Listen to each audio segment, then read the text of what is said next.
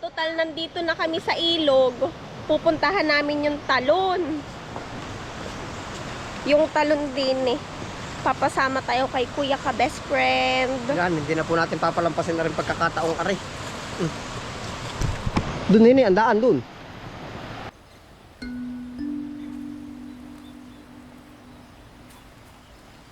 Dahil nga kami ay naandinin na din sa ilog, edi pupuntahan na nga namin yung talundining nakatago. Ay kung napanood nyo nga po yung aking last vlog, ay talagang makikita nyo dun kung gaano kalayo nga yung aming nilakad para marating nga itong ilog na to.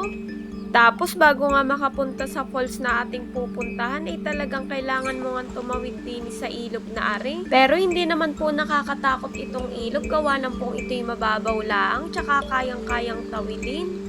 Yun nga lang at talagang medyo malakas yung agos ng tubig kaya dapat mag-iingat ka din talaga. Itong falls nga na ito ay pangalawang beses ko nang mapupuntahan. Yung last punta ko kasi dito ay last year pa, nag-swimming kami dito noon. Tapos yun nga, siguro matagal-tagal na ulit ako bago makabalik dito. Dahil nga itong lugar na to ay talagang malayo. Tapos nga, kailangan talaga may kasama ka nga nakabisado itong lugar na are. Abay, kapag ikaw ay walang kasamang kabisado din ay ikay maliligaw laang din. Ay, ano, pero akala ko'y puntot ng ano are. Ay!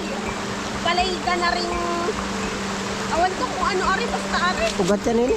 Ano kuya? Ugat. Diba? Ugat. Ugat. Ay naay nga at talagang ako'y nabibingi na nga at hindi ko na maintindihan yung sinasabi ni Kuya ka best friend. Pakinig ko ay sibat, ugat pala ang sabi niya. Pag kasi nandito ka talaga ay maririnig mo talaga yung lakas ng agos ng tubig. Naay nga at kami nakatawid na dini nung pinsan ko dini sa may ilog. Tapos tinulungan ko na siya nung mabilis makaahon. Ay naay nga at may nakita nga kami ditong paru-paro na kulay black na may kulay blue.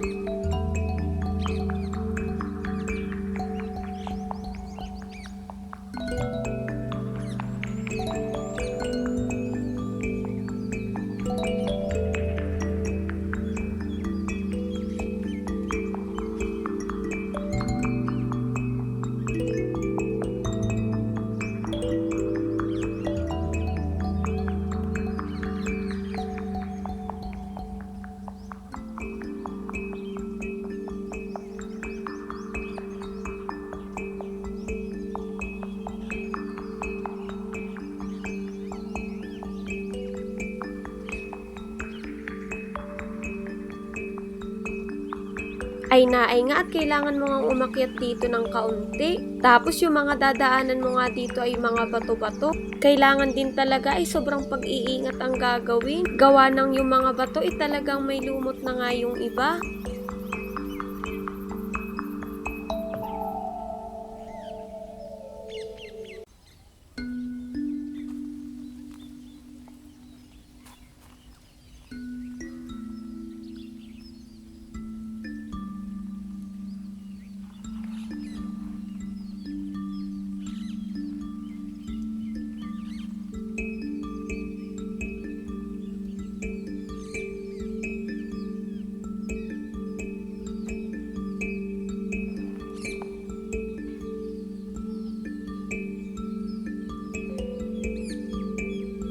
Naay nga, dini nga ay napatigil kami nung pinsan ko. Paano ba naman nabibigatan na nga ako sa aking bota? Madami na palang laman na tubig. Tapos ito nga at nakamedyas nga ako dyan. Dahil nga malayo yung lakari, habang lumalakad ka, di yung mga buto mo sa paa kumikiskis sa bota. Kaya kailangan talaga ng medyas para hindi ka masugatan. Ay naay nga, tingnan nyo naman po, talagang bato-bato nga yung aming dinadaanan din. Kaya paalala talaga na kapag pupunta dito, doble ingat talaga.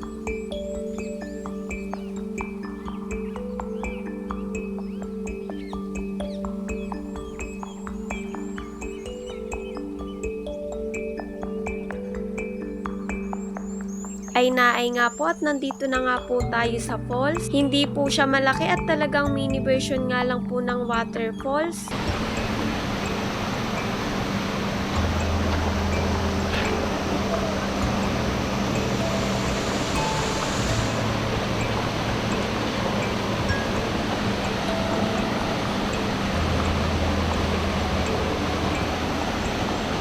Patabi nini. Kirahan po.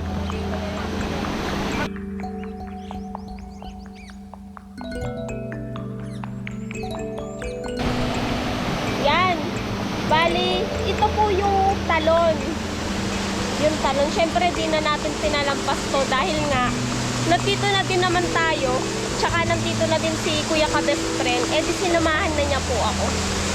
Yan. Kasi, papunta dito talaga, mahirap-hirap lang talaga yung daan. At matutulas yung bato, kaya dapat ay ingatin. Pero yan, ang ganda naman din, oh. Pero, hindi na din ako makakapunta diyan sa ibabaw. Dahil ang hirap na ng daan. Tingnan nyo naman, oh. Oh, ilang talon yan? Isa, dalawa, oh. Yun, oh. Maganda.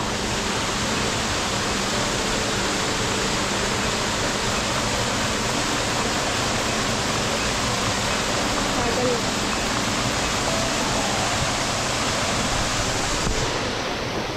Doon. Ang ganda. Ay naay nga, dito nga sa lugar na re, sila nanay tapos sina kuya, matagal talaga silang nanirahan sa Linang. Kaya naman, kwento-kwento nga nila, talagang lagi nga daw silang nandito sa may talon. Itong talon nga na ito nga yung lagi nilang tambayan. Tapos sabi nga nila, napunta pa daw sila dun sa mismong tuktok. Kaso ngayon po, hindi po talaga ako makakapunta dun dahil ang hirap po talaga ng daan. Pero sa gantong lugar po talaga, ang sarap mamahinga. Tambay sa ilog, walang maingay, walang magulo. Tapos yung naririnig mo lang yung nature talaga. Tulad ng agos ng tubig, mga huni ng ibon. Tapos yung paghampas ng hangin sa mga puno. Abay, pag ganito naman talaga ang nakapaligid sa iyo ay talagang marerelax ka. At syempre, kapag nandito tayo sa mga lugar na ganito, dapat ating respetuhin. Yung iba kasing mga pumupunta sa ilog, talaga nag-iiwan nga sila ng basura. Abay, kung pupunta ka nga sa gantong lugar, dapat alam mo yung responsibilidad mo. Yung mga gantong lugar dapat pahalagahan natin at talagaan. Kung mapupunta nga tayo sa ibang lugar wala na nga silang mga ilog. Paano at napabayaan na nga? Maigi nga dito sa amin sa Quezon Province talagang marami pa nga makikitang mga ganaring ilog. Ay naay nga po at kami po'y bababa na dito. Tingnan nyo naman at ako'y napapaupo na nga pagbaba at baka ako'y madulas. Dahil nga yung mga bato din ay may lumot talaga. Tapos itong pinsan ko, hindi ko napansin nadulas pala. Buti hindi napasama yung tama.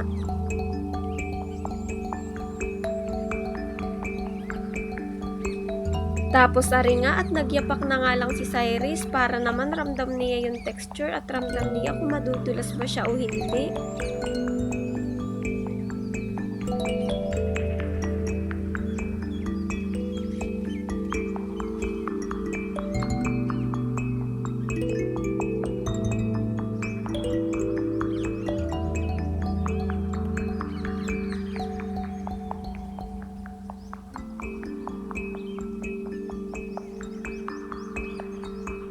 Ito nga si Cyrus umiba na ng daan at hindi na nga sumunod sa akin. Siguro nahirapan dun sa aking dinadaanan. Tapos ito si Cyrus yun nga at naganap siya ng kanyang daan.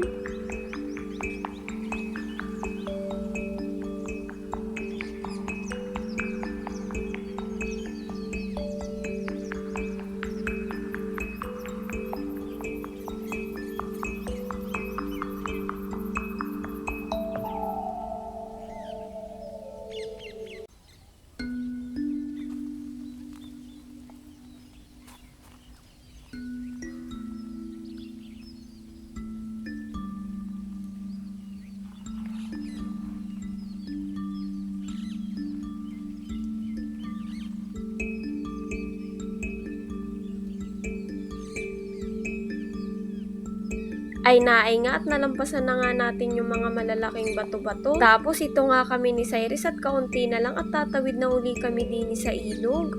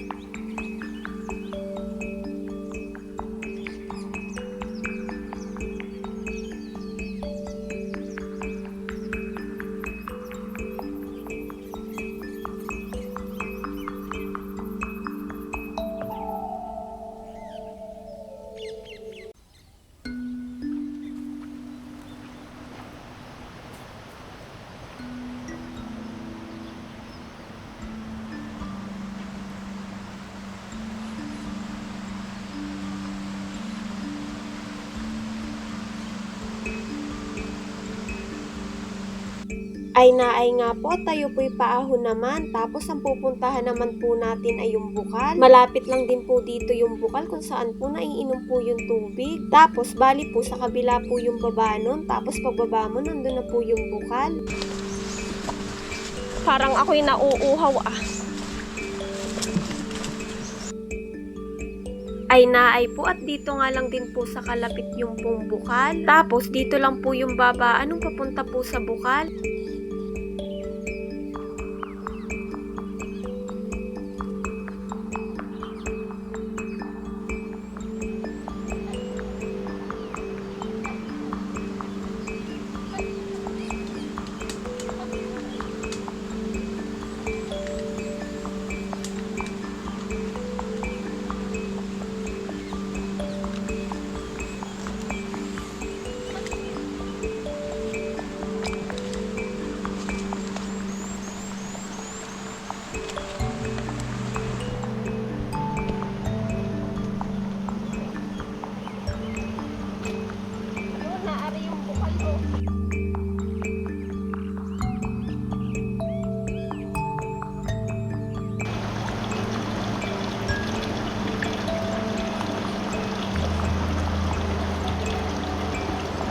Ay pagkalamig nga pala ng tubig. Ito namang tubig na ari ay talagang malinis at pwedeng-pwedeng ang inumin. Yung iba nga ay talagang dito pa kumakadlo kapag naandini sila sa linang para sila may pang-inumin.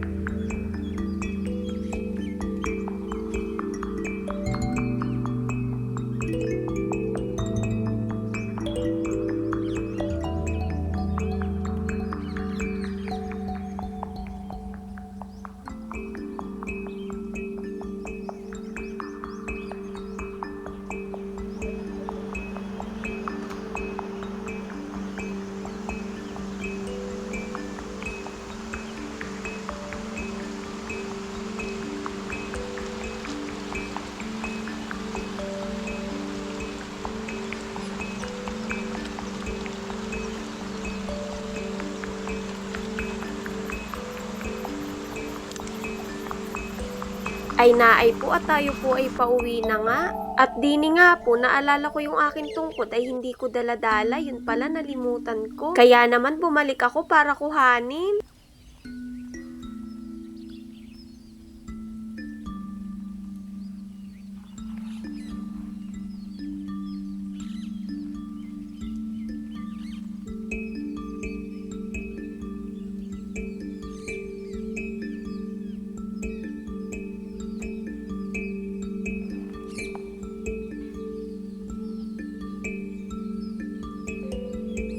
Ay naay po at hanggang dito na lang po ang aking vlog. Salamat po sa palaging sumusuporta at nanonood nga po ng aming vlog ni na Kuya. Mag-iingat po kayo palagi. Bye-bye!